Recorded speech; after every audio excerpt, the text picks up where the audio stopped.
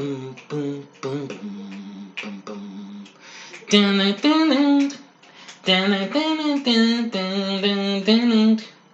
Dun dun dun dun dun dun dun dun dun dun dun. Dun dun dun dun dun dun dun dun dun dun. Dun dun dun dun dun dun dun dun.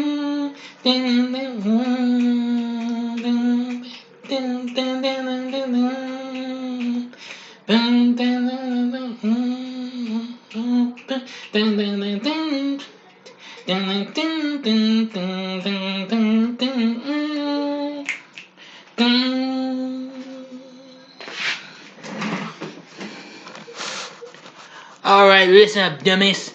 Sanford and Son is turning 50 today, and that's what I'm going to talk about in this TV log right now. This is a Big D's Entertainment Rankings and Reviews TV log. Greetings, my fellow YouTubers, and welcome to Big D's Entertainment Rankings and Reviews. My name's Doyle, better known to you as the Big D, back with another TV log. This time around, I'm about to give you another 50th anniversary celebration. And today, I'm proud to bring to you probably one of, if not the most hysterical African-American sitcoms there ever was. So now, without any further ado, I bring to you Sanford and Son. Sanford and Son was a very funny show that originally premiered on NBC on this day in 1972. The show starred Red Fox as Fred G. Sanford and Demond Wilson as his son Lamont. This show was a big success for NBC, done by some of the guys who recently did All in the Family, which was already a big hit on CBS at the time. Okay, now Sanford and Son was based on a British sitcom called Steptoe and Son. I've never seen it, but I've seen, well, some shots of it though, which originally aired on BBC One in the UK from 62 to 74. Now, the show was known for its edgy racial humor, running gags, and catchphrases. The series was adapted by Norman Lear and considered NBC's answer to All in the Family. It's been hailed as the precursor to many other African-American sitcoms that would follow in the next few years. It was a ratings hit throughout its 6-season run, finishing in the top 10 for 5 of those. Now, of course, while the role of Fred G. Sanford was known for his bigotry and cantankerousness, the role of Lamont was that of Fred's long-suffering, conscientious peacemaker son. At times, both characters involved themselves in schemes, usually as a means of earning cash quickly to pay off their various debts. There's also a bunch of other colorful, unconventional characters on the show that included Aunt Esther, Grady Wilson, Bubba Bexley, Rollo Lawson, and a host of others. Anyway, the show starred Red Fox, as I've mentioned, as Fred G. Sanford. And who knows why he says what the G stands for? He's a widower and junk dealer living at 9114 South Central Avenue in the Watts neighborhood of LA, California. Demond Wilson plays his son Lamont. In his youth, Fred moved to South Central LA from his hometown of St. Louis. After the show's premiere in 72, newspaper ads touted Fox as NBC's answer to Archie Bunker, the bigoted white protagonist of All in the Family. Both shows were adapted by Norman Lear from BBC programs. Sanford and Son was adapted from Steptoe and Son, while All in the Family, which I have yet to talk about, was adapted from Till Death Us Do Part. Yep, really something. As the series progressed, the character of Fred became more bungling and inept and focused more on his various antics and frequently ludicrous money-making schemes. Lamont often adopted the role of the gentler, more open-minded progressive who attempts to broaden his father's horizons. Their relationship closely mirrored to that between Archie and Mike on All in the Family. Let's see. Now, there'll be lots of other characters added in this show. Of course, aside from the main characters and what have you, which I better mention more about this. I must warn you, if you've never seen the show, this is one show you definitely should see. Fred often insults Lamont, calling him dummy, or Lamont returns the favor, referring to Fred as an old fool. But nevertheless, they share a close bond and regularly come to each other's aid. Oh boy. Let's see. Now, his wife, Elizabeth, that's Fred's wife, died around 1950, and in a running gag in the series, during times of distress, Fred looks up as to heaven with his hand across his chest, fake a heart attack, saying, "Oh, this is a big one! This is a big one! Yeah, this is big. I'm coming to join you, honey!" Look, and if anybody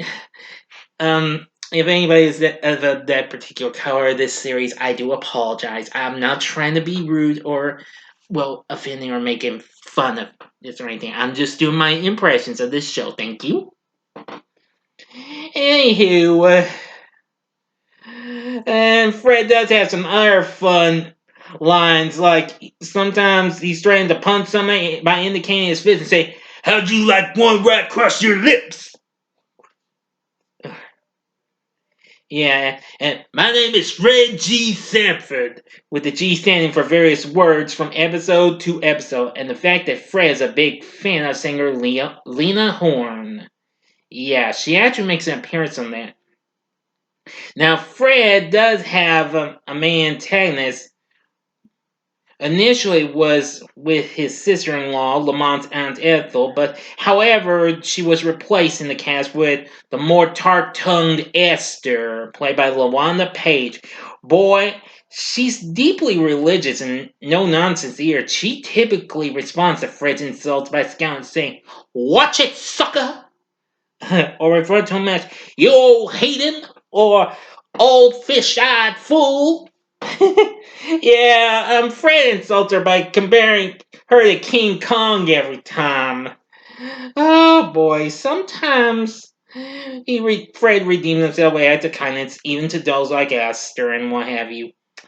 Anyway, and of course, Fred does have some of his buddies, like Grady Wilson, played by Whitman Mayo. Believe me, he's an absent-minded character, and yeah, he's got a catchphrase that's "good googly goo." Yeah, he also had his own series later on in '75, and he left, but soon it was canceled. He was brought back.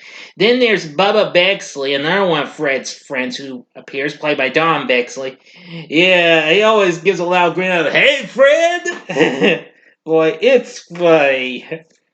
Then there's Lamont's best friend Rollo Lawson, played by Nathaniel Taylor. He's a pretty cool dude. And why? And there's Donna Harris, played by Lynn Hamilton, Fred's on again, off again girlfriend, who later becomes his fiance. Yeah. Well, Lamont isn't too thrilled when Fred's with Donna at first, dubbing her the Barracuda. Yeah. Boy, oh boy. There's some other additional characters. There's Julio Fuentes, played by Gregory Sierra. Next door neighbor, Puerto Rican next door neighbor, who befriends Lamont. Boy, but Fred takes a dislike to him and his family, though, and remarks, "There goes the neighborhood." Anyway, let's see. Well, there's several others characters and what have you. There's Officer Howard Hoppy Hopkins, played by Howard Platt, and Officer Smee Smith, played by Hal Williams. Officer Swanee Swanhauser, played by Noam Pitlick. Plus a lot of others. Melvin, played by Slappy White, one of Fred's old buddies, but he only appears in the first season and one season 2 episode.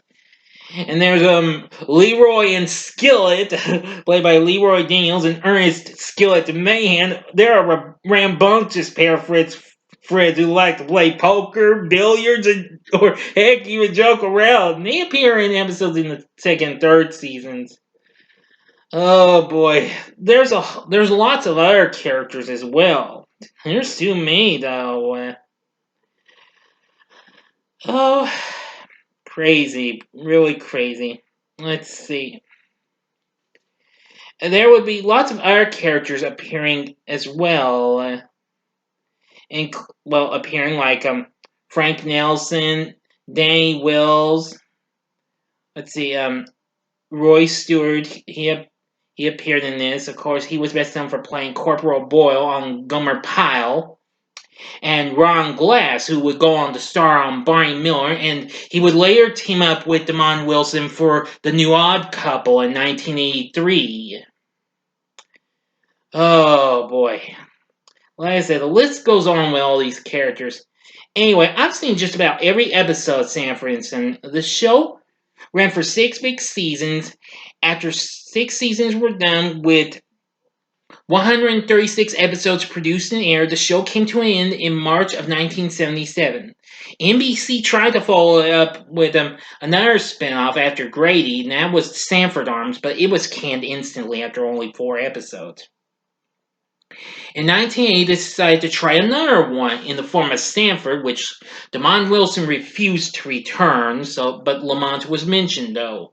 It did okay at first in its first season, but its second season went downhill. It was canceled instantly, but finished the rest of its run in the summer of 1980. Anyway, yep. I've only seen a little bit of the Sanford spinoff. It's alright, but it's not really that great. Anyway, the show would later get shown on various stations like TBS, TV Land, and Antenna TV as well. I've been reading that it's supposed to come back on there after it had been on the Sony-owned network Get TV for the last few years. So we'll see what happens. All seasons are currently available from Sony. All of them, including a complete series set.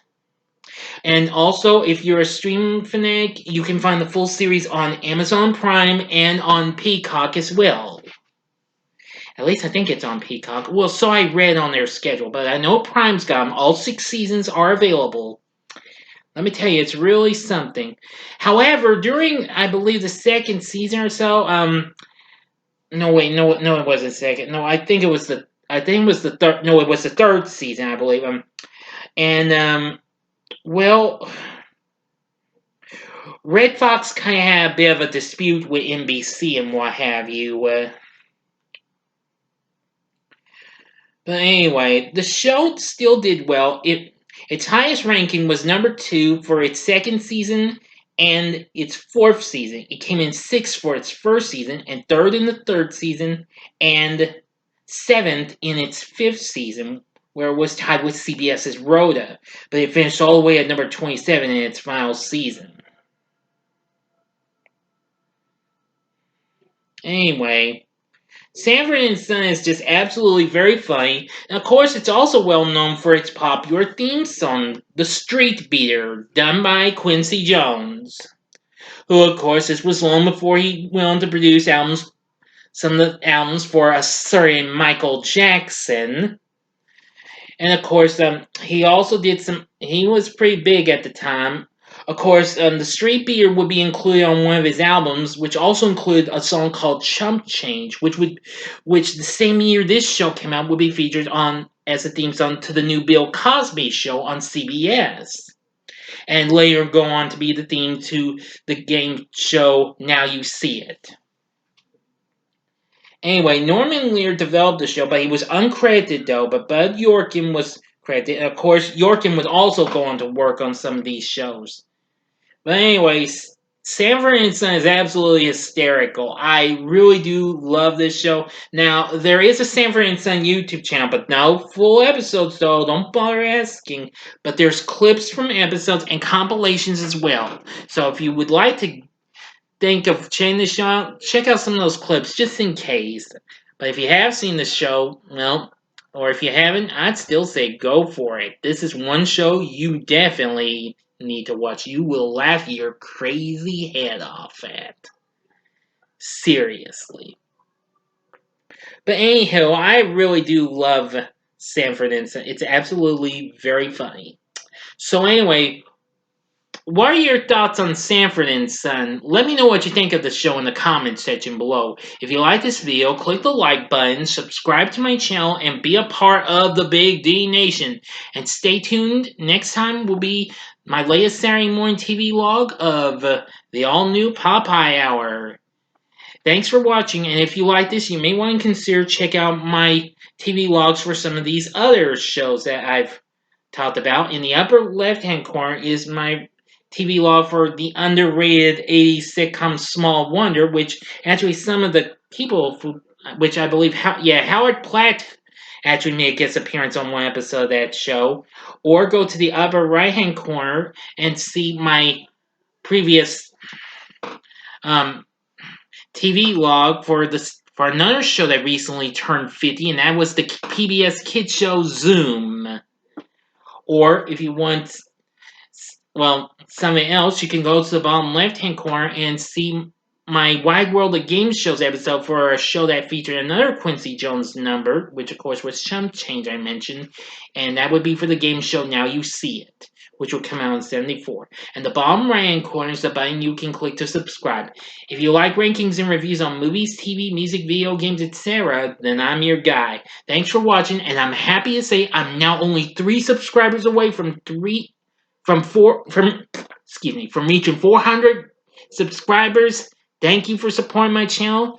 Keep it up. If I can get 3 more, then I'll be ready to celebrate my 400 subscribers. Thanks for watching, and until next time, I'm the Big D saying, see ya.